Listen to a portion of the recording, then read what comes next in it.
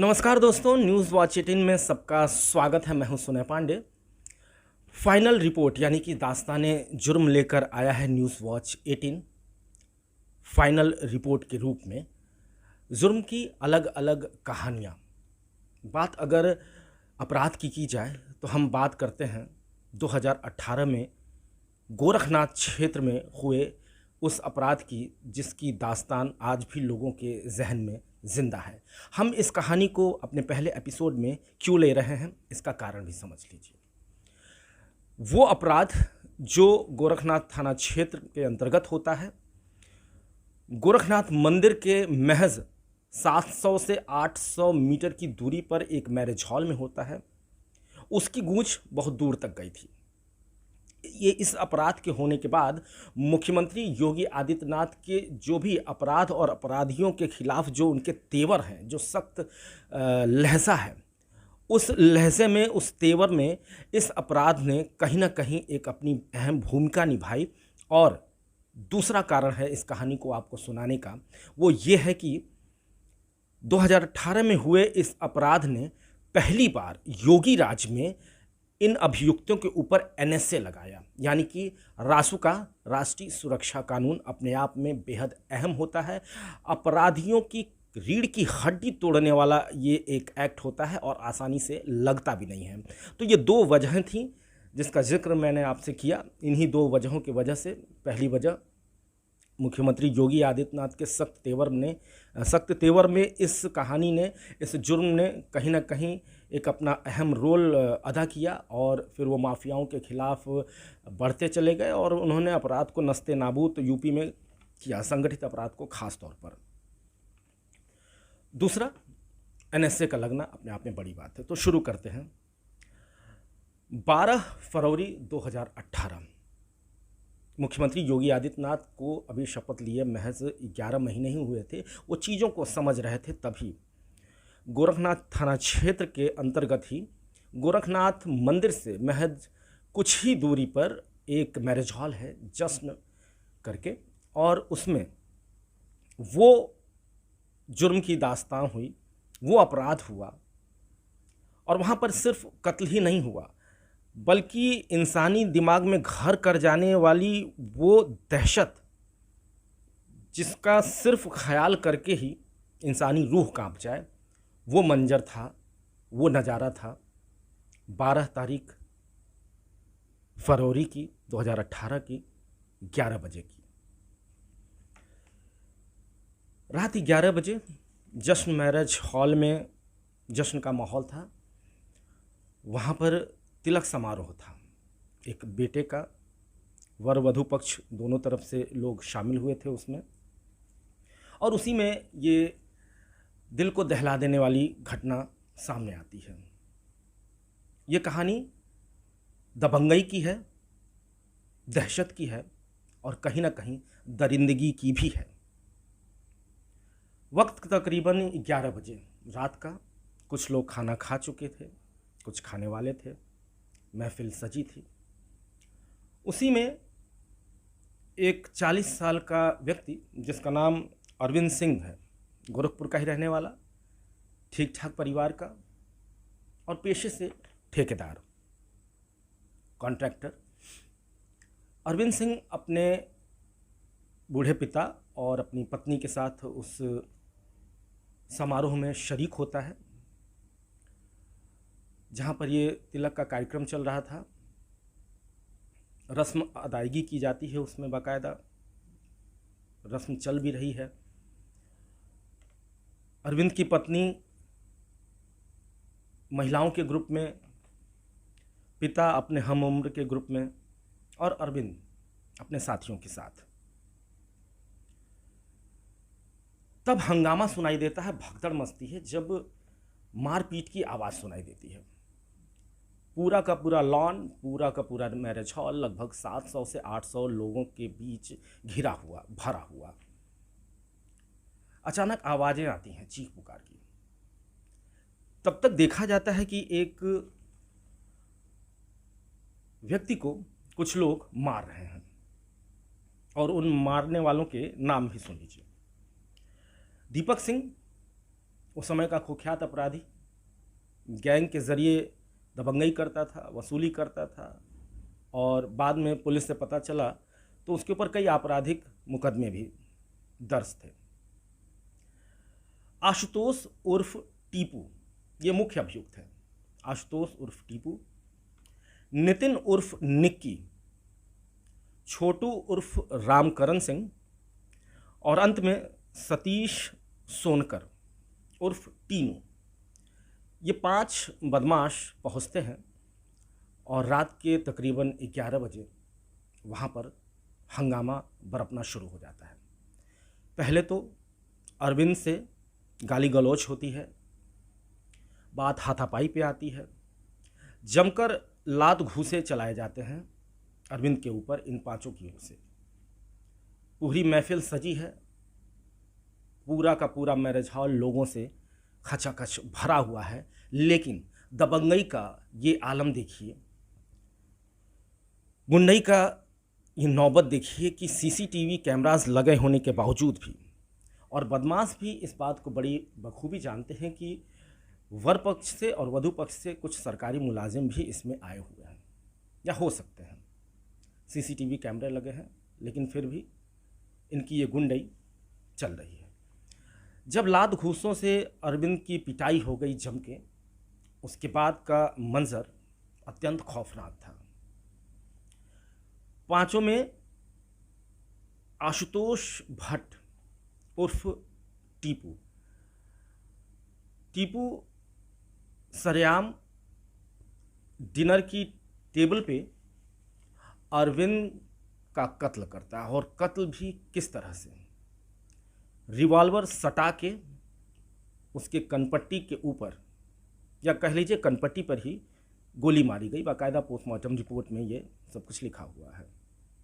दाहिने तरफ गोली की आवाज़ सुनते ही अफरा तफरी का माहौल, लोग पूरी तरह से खौफज़दा, अधिकतर वहाँ से भाग गए, कुछ खाने की प्लेट छोड़कर भागे, कुछ ने खाना खाया ही नहीं था। तब तक पता चलता है जिसको गोली लगी है उनके पिता भी सामने आ जाते हैं, उनकी पत्नी आती हैं, और ये सब मंजर वहाँ पे चल रहा है। मैंने शुरू में ही कहानी के आपके बताया था कि ये कहानी जैसे जुर्म की दास्तान में दबंगई भी है और कहीं ना कहीं दरिंदगी भी है।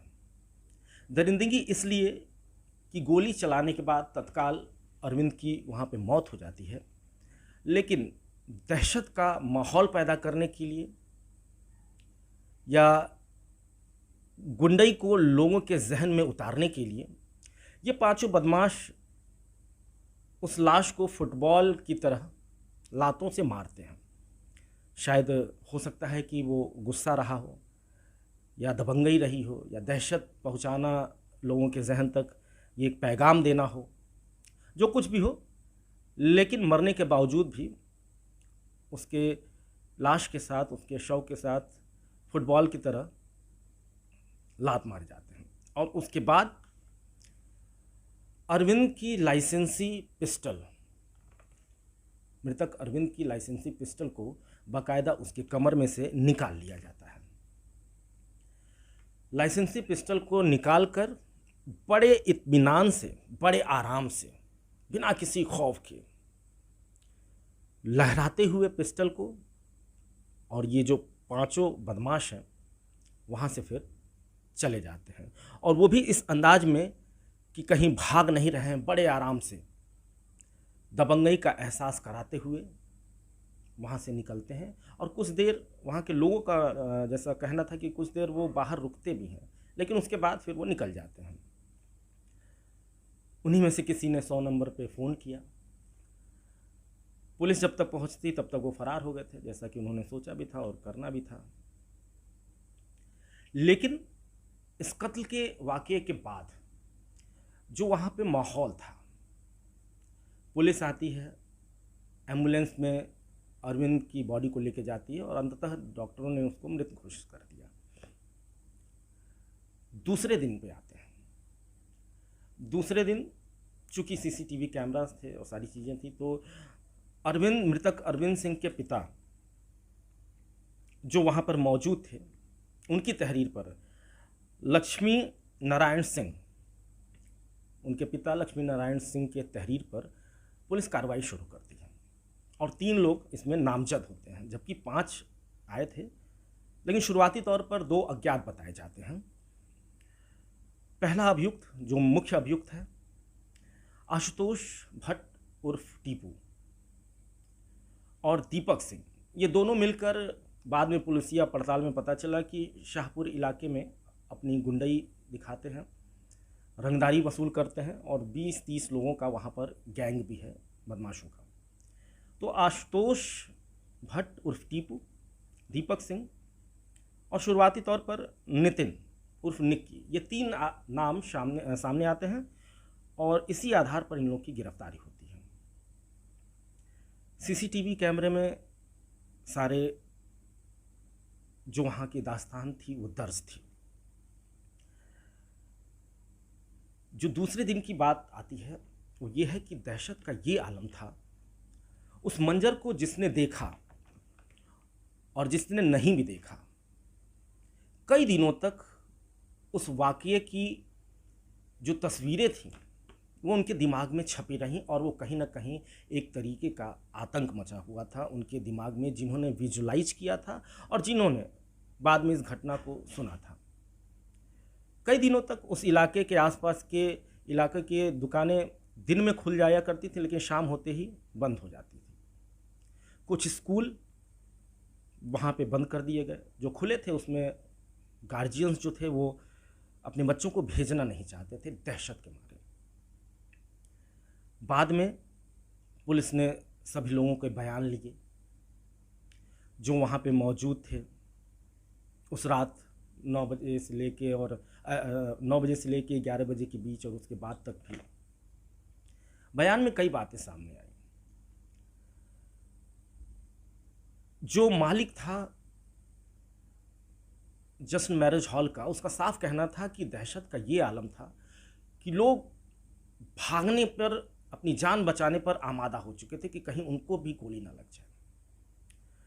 और उसके बाद का बयान ये है कि बयान क्या है, उसका कहना है कि दहशत और आतंक का साया इतना ज़्यादा मंडरा रहा था लोगों के सर पर कि उसकी कई दिनों तक बुकिंग नहीं हुई उस मैरिज हॉल की। बात वेटर से भी की गई, वेटर का भी बयान बाकायदे पुलिस रिकॉर्ड में दर्ज हुआ। उसका भी कहना था, उसने भी सारी चीज़ों को बताया कि किस तरह से आतंक और दहशत वाली ये दास्तान थी। गार्ड का बयान दर्ज हुआ और आसपास में, उस मैरिज हॉल के आसपास के इलाके में जो भी दुकानदार थे उन तक भी पुलिस पहुंची और चीज़ों को खंगालना शुरू की। तो उन्होंने बताया कि हमारा बिज़नेस बिल्कुल चौपट हो गया है, शाम को हम लोग दुकानें बंद कर लेते हैं, डर इतना ज़्यादा है लोगों में कि जल्दी कोई निकलना नहीं चाहता है। चूँकि दहशत का पैगाम देने के लिए ही इस तरह की दास्तान इन दुर्धर अपराधियों की तरफ से की गई थी और हुआ भी है, उसका असर भी हुआ, लेकिन कुछ ही दिनों तक। चूँकि मामला अब ऐसा आ गया था कि महज 11 महीने ही हुए थे मुख्यमंत्री योगी आदित्यनाथ को मुख्यमंत्री बने हुए उत्तर प्रदेश सरकार के, और गोरखनाथ थाना क्षेत्र की बात थी। गोरखनाथ मंदिर से लगभग 700-800 मीटर की दूरी पर ये तांडव हुआ, ये दहशत का तांडव हुआ। तो सबसे बड़ी बात है कि अब NSA लगाना, राष्ट्रीय सुरक्षा कानून इन अपराधियों के ऊपर लगाना, और पहली बार मुख्यमंत्री योगी आदित्यनाथ के प्रथम कार्यकाल के दौरान ये पहली बार अगर किसी पे NSA यानी कि रासुका लगा तो इन्हीं अपराधियों के ऊपर पूरे उत्तर प्रदेश में पहली बार लगा। और NSA आसानी से लगता भी नहीं है, बहुत उसमें कानूनी दांवपेच होती है, क्योंकि जिलाधिकारी से लेकर और कई अन्य दरवाज़ों तक जाना पड़ता है। उस समय के तत्काल जिलाधिकारी के विजयन पांडेयन, SSP शलभ Mathur, SP city Vinay Kumar Singh, CO Gorakhnath Praveen Kumar Singh सहित अभियोजन पक्ष के जो वकील थे, उन्होंने कुछ ऐसा ताना बाना बुना, लोगों के कुछ ऐसे बयान दर्ज करवाए, और वास्तव में जो वहाँ पे स्थितियाँ उत्पन्न हुई थी, एनएसए तभी लगता है जब लॉ एंड ऑर्डर की बात आ जाती है, जब जनता का विश्वास कानून से डगमगाने लगता है और उसे लगता है कि अब तो जंगल राज होने वाला है। ऐसे में ज़रूरत पड़ती है एनएसए लगाने की उन व्यक्तियों पर जो निश्चित तौर पर एक सभ्य समाज के लिए खतरा है, और हुआ भी यही। 5 अभियुक्तों के ऊपर बाकायदे एनएसए लगा।